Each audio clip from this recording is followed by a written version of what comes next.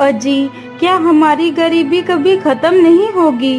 क्या हमें पूरे जीवन ऐसे ही आधे पेट खाकर व्यतीत करना होगा? अरे भाग्यवान, मैं लकड़ी काटने बेचने के अलावा और कर भी क्या सकता हूँ। देखते हैं, यदि कभी हमारे जीवन में सुख लिखा हो तो वह सुख हमें जरूर मिलेगा। अच्छा भाग्यवान, अब मैं चलता हूँ, मेरा लकड़ियाँ लेने जाने का समय हो गया है। अरे मेरे प्यारे गधे, चलो अब हमारा लकड़ियाँ लाने का समय हो चुका है। इतना कहकर लकड़हारा अपने गधे को लेकर जंगल की तरफ निकल पड़ता है।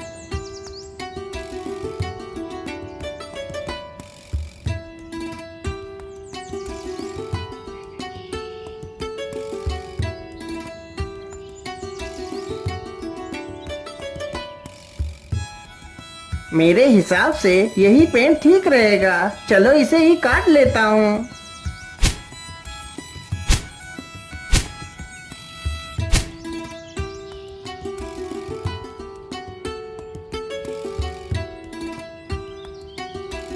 लकड़हारा जल्दी से लकड़ियां काट कर अपने गधे पर लाद लेता है और घर की तरफ निकल पड़ता है।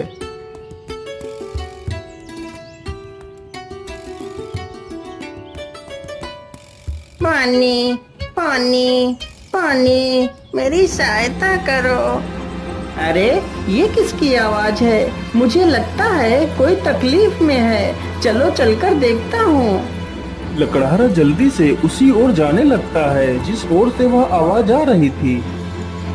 पानी, पानी, पानी, मेरी सहायता करो। अरे ये क्या? ये तो एक तोता है, लेकिन यह तो पूरी तरह जख्मी हो चुका है। मैं ऐसा करता हूँ, इसे भी अपने साथ ही ले चलता हूँ। लकड़हारा जल्दी से उस तोते को उठा लेता है और उसे भी अपने साथ ले जाता है।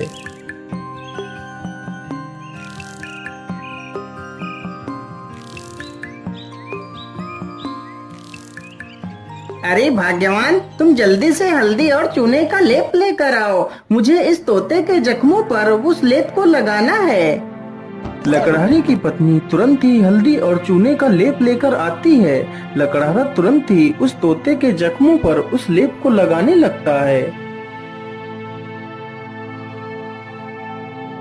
अरे तोता भाई, मैंने तुम्हारे जख्मों पर दवाई लगा दी है, अब तुम जल्दी ही स्वस्थ हो जाओगे। इस प्रकार तोता 1-2 दिनों में ही पूरी तरह स्वस्थ हो जाता है।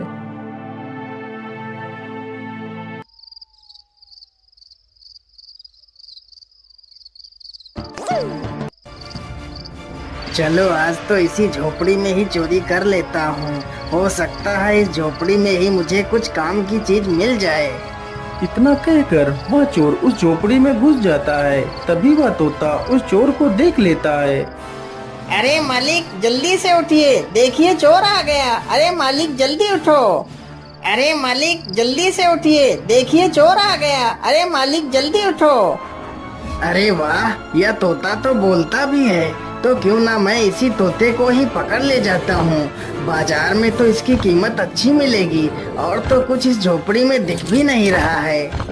इतना सोचकर चोर तुरंत ही तोते का पिंजरा उठाता है और वहां से भाग जाता है।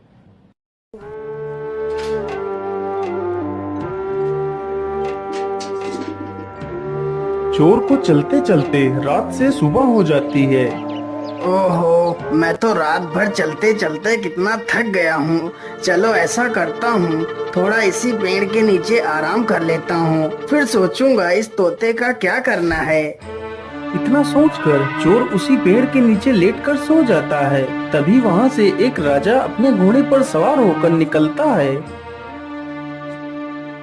महाराज मुझे बचा लीजिए, मेरी रक्षा कीजिए महाराज, नहीं तो यह चोर मुझे मार डालेगा।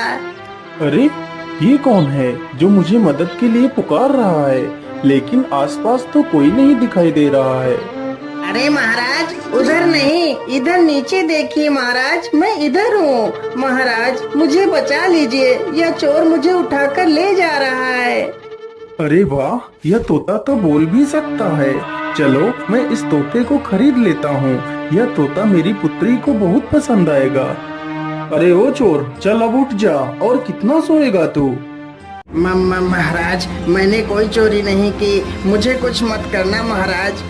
नहीं नहीं, मैं तुम्हें कुछ नहीं करूँगा। तुम यह तोता मुझे दे दो, मैं तुम्हें इसके बदले 100 सोने की मोहरें दूंगा। राजा की यह बात सुनकर चोर बहुत खुश हो जाता है। लेकिन याद रहे, मैं तुम्हें ये मोहरें तभी दूंगा यदि तुम आज से चोरी करना छोड़ दोगे। यदि ऐसा नहीं किया तो मैं तुम्हें कारागार में डाल दूंगा। नहीं नहीं महाराज, मैं आज के बाद कोई चोरी नहीं करूंगा। राजा तुरंत ही उस चोर को 100 सोने की मोहरें दे देता है और तोते का पिंजरा लेकर वहाँ से चला जाता है।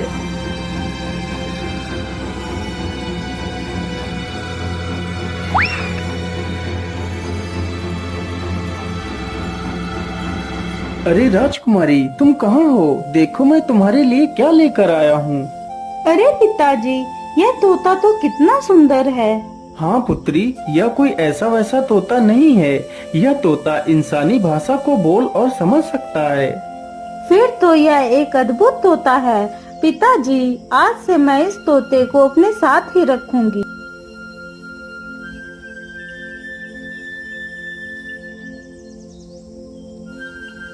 राजकुमारी रोज उस तोते को अच्छे अच्छे पकवान खिलाती, लेकिन तोते को उस लकड़हारे की बहुत ज्यादा याद आती रहती थी। अरे मेरे प्यारे तोते, मैं तुम्हें कुछ भी खिलाती हूँ, तुम उसे सही ढंग से क्यों नहीं खाते हो? क्या बताऊं राजकुमारी जी, मुझे इस पिंजरे में कैद हुए पूरा 1 महीना हो चुका है। मेरा मन भी आकाश में उड़ने को कर रहा है, लेकिन मैं इस पिंजरे में कैद हूँ। मैं क्या कर सकता हूँ? अच्छा, ऐसी बात है तो फिर चलो मेरे साथ। आज मैं तुम्हें बाहर की सैर करा के लाती हूँ। राजकुमारी तोते को जंगल में ले जाती है और उसे पिंजरे से बाहर निकाल देती है। फिर तोता आसमान में उड़ने लगता है।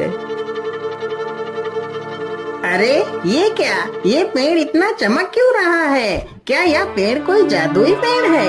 अरे राजकुमारी जी, उधर देखिए, यह पेड़ इतना चमक क्यों रहा है? क्या यह कोई जादुई पेड़ है? अरे हाँ, मुझे तो लगता है यह कोई जादुई पेड़ ही है। चलो इसके पास चलते हैं। राजकुमारी तथा वह तोता दोनों उस वृक्ष के पास जाते हैं। राजकुमारी जैसे ही उस वृक्ष को स्पर्श करती है, तभी वह उस वृक्ष में समा जाती है। यह देखकर तोता हैरान हो जाता है।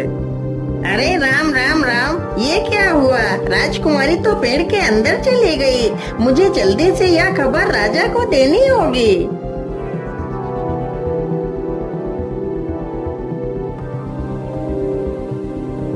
अरे ये मैं कहाँ आ गई? ये कौन सी जगह है? तभी एक बड़ा सा बाज राजकुमारी के सामने आकर खड़ा हो जाता है। अरे यह बाज तो कितना विशाल है। इतना बड़ा बाज तो मैंने आज तक नहीं देखा। तभी वह बाज राजकुमारी को अपने पंजे में दबाकर उड़ जाता है। अरे दुष्ट बाज, मुझे छोड़ दे। तू मुझे कहाँ ले जा रहा है? वह बाज राजकुमारी को एक गुफा के भीतर ले जाता है, जहाँ एक डायन खड़ी होती है।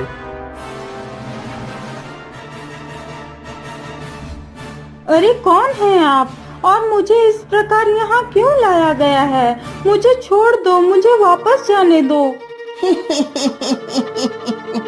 चली जाना, चली जाना, इतनी जल्दी किस बात की है? तुम इस समय पाताल लोक में हो। यहाँ से निकलना इतना आसान नहीं है। तुम यहाँ से तभी बाहर जा सकती हो जब मैं चाहूँगी। यदि तुम यहाँ से बाहर जाना चाहती हो तो तुम्हें मेरा एक काम करना होगा। बोलिए, आप क्या काम करवाना चाहती हैं? राजकुमारी जी, तुम्हें मेरे लिए अमृत लाना होगा। लेकिन ये अमृत कहाँ मिलेगा? ये अमृत तुम्हें रंगी कंचन की पहाड़ियों में मिलेगा। लेकिन ये पहाड़ी कहाँ पर है? फिर वह डायन राजकुमारी को अमृत लाने का रास्ता बताती है। वह डायन अमृत पीकर अमर होना चाहती थी और पूरी दुनिया पर राज करना चाहती थी। उस डायन ने उस विशाल बाज को अपने वश में कर रखा था, जिससे वह सारे काम करवाती थी। डायन की ये सारी बातें सुनकर राजकुमारी वहाँ से अमृत लाने के लिए चल पड़ती है।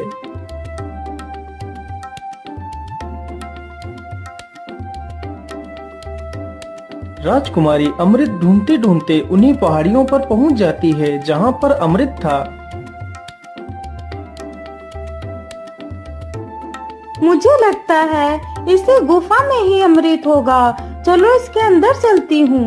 राजकुमारी जैसे ही गुफा के अंदर प्रवेश करने की कोशिश करती है, तभी एक जहरीला सर्प राजकुमारी को डस लेता है और राजकुमारी की वहीं पर मृत्यु हो जाती है।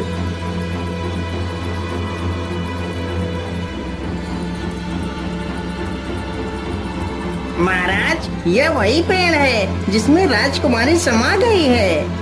ठीक है तोते, तुम यहीं पर रुको, मैं इस पेड़ के अंदर अकेला ही जाऊंगा। राजा जैसे ही पेड़ को हाथ लगाता है तो वह भी उसी पेड़ के अंदर चला जाता है।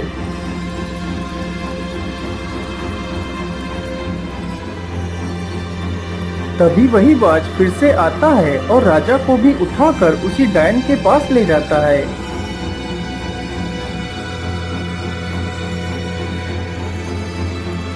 कौन है आप और मुझे यहाँ पर इस प्रकार लाने का क्या कारण है? मेरी राजकुमारी कहाँ है?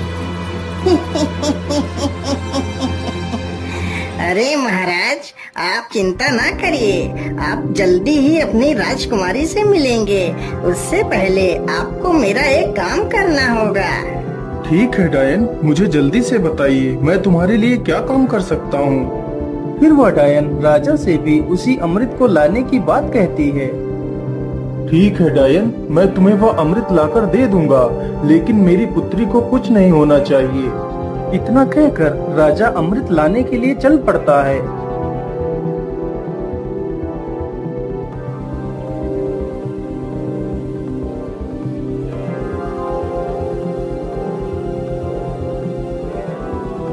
राजा चलते चलते उसी गुफा के पास पहुंच जाता है जहां पर उसकी पुत्री की लाश पड़ी हुई थी। अरे ये क्या, ये तो राजकुमारी पड़ी है, लेकिन मेरी पुत्री को क्या हुआ?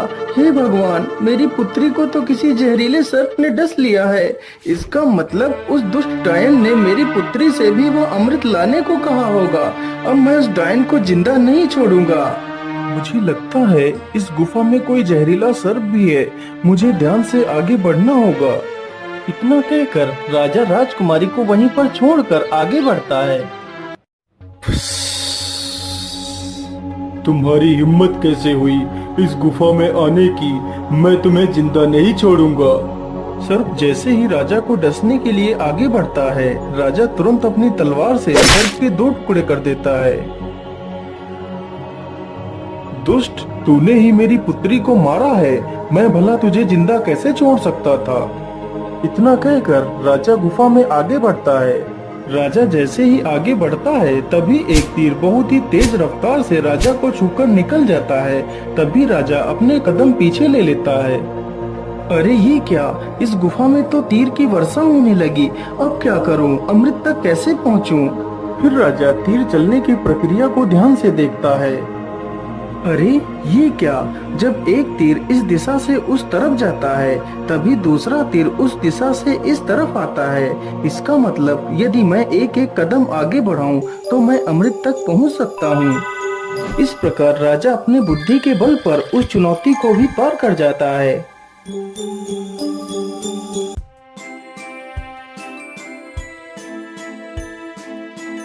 अरे वो रहा अमृत, चलो जल्दी से अमृत को ले लेता हूँ।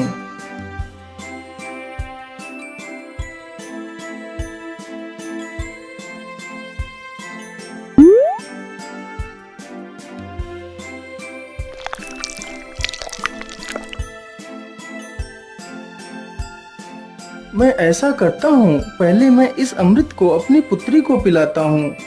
ये सोचकर राजा अपनी पुत्री को अमृत पिलाता है। अमृत पीते ही उसकी पुत्री जीवित हो जाती है। अरे पिताजी, आप यहाँ पर कैसे आ गए? पुत्री, मैं तुम्हें लेने आया हूँ, अब तुम बिल्कुल भी चिंता मत करो, मैं यहाँ पर आ गया हूँ। फिर वह राजा उस अमृत को खुद भी पी लेता है और बाद में बचा हुआ अमृत उस सर्प के मुंह में डाल देता है। अमृत मुंह में पड़ते ही सर्प भी जीवित हो जाता है। फिर वह राजा उस सर्प को अपनी पूरी कहानी सुनाता है। मैंने तुम्हें इसलिए जीवित किया है ताकि तुम फिर से इस अमृत की रक्षा करो। महाराज, मैंने आपको पहचानने में भूल कर दी, मुझे क्षमा कर दीजिए महाराज। अरे नहीं नहीं सर्पदेव, इसमें तुम्हारी कोई गलती नहीं है, या तो तुम्हारा फर्ज था। अच्छा, अब मैं चलता हूँ।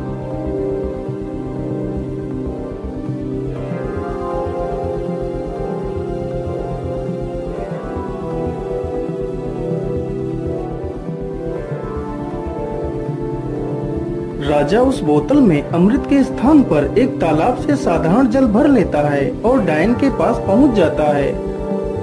ये लीजिए डायन, मैं तुम्हारे लिए अमृत लेकर आ गया हूँ। अब मुझे बाहर जाने का रास्ता बता दीजिए। अरे वाह राजा, तुम तो कितने बहादुर हो। यह अमृत आज तक कोई नहीं ला सका। जो भी गया वह लौट कर नहीं आया, और तुम तो अमृत लेकर आ गए। चलो चलो, जल्दी से मुझे यह अमृत दे दो। राजा तुरंत ही उस डायन को वह पानी से भरी हुई बोतल दे देता है। डायन तुरंत ही उस पानी को अमृत समझकर पी जाती है। हे डायन, मैंने आपके कहे अनुसार आपको अमृत लाकर दे दिया। अब मुझे बाहर जाने का मार्ग बता दीजिए। इतनी भी जल्दी क्या है? अब मैं अमर हो चुकी हूँ। अब तुम दोनों यहाँ से कहीं नहीं जाओगे। आज से तुम दोनों भी मेरे गुलाम हो। अरे डायन, ये तो सरासर धोखा है। मुझे यहाँ से जाने का मार्ग बताओ, नहीं तो मैं तुझे मार डालूंगा। अरे मूर्ख राजा, अब मैं अमर हो चुकी हूँ। अब तू मेरा कुछ भी नहीं बिगाड़ सकता। अच्छा, ऐसी बात है, तो फिर ये ले मेरे इस तलवार के वार को झेल। इतना कहकर राजा उस डायन के पेट में तलवार घुसा देता है। ये क्या हो गया? मैं तो अमर हो गई थी। इसका मतलब तूने मेरे साथ धोखा किया है। पानी पीकर खुद को अमर समझने वाली उस डायन की मृत्यु हो जाती है। डायन के मरते ही वह बाज आजाद हो जाता है। महाराज, आपकी जय हो। आप तो बहुत वीर और बुद्धिमान हैं। आपका बहुत बहुत धन्यवाद महाराज, जो आपने मुझे इस डायन की गुलामी से आजाद करा दिया। हे बाज, क्या तुम यहाँ से बाहर निकलने का रास्ता जानते हो? जी महाराज, आप दोनों हमारी पीठ पर बैठ जाइए, मैं अभी आपको बाहर ले चलता हूँ। दोनों ही बाज की पीठ पर बैठ लेते हैं और बाज उन दोनों को लेकर एक दरवाजे के पास जाता है। महाराज, इसी दरवाजे के बाहर आपकी दुनिया है, यहीं से आप बाहर जा सकते हो महाराज। राजा तथा राजकुमारी दोनों बाज का धन्यवाद करते हैं और उस दरवाजे से बाहर चले जाते हैं।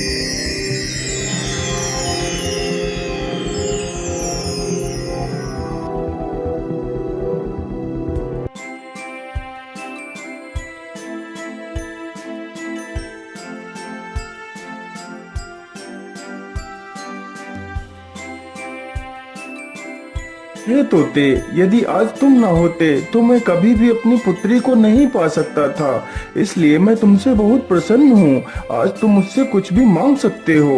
महाराज, यदि आप मुझे कुछ देना ही चाहते हैं तो मुझे 1000 सोने की मोहरें देकर आजाद कर दीजिए। राजा ने ऐसा ही किया। तोते को 1000 स्वर्ण मुद्राएं देकर उसे विदा कर दिया। तोता वहाँ से उड़कर सीधा उसी लकड़हारे के पास पहुँच जाता है। मालिक, देखिए मैं आ गया और आपके लिए कुछ उपहार भी लेकर आया हूँ। लकड़हारा जैसे ही उस पोटली को खोलकर देखता है तो उसमें ढेर सारे सोने के सिक्के देखकर वह बहुत खुश हो जाता है और फिर वे तीनों मिलकर खुशी खुशी अपना जीवन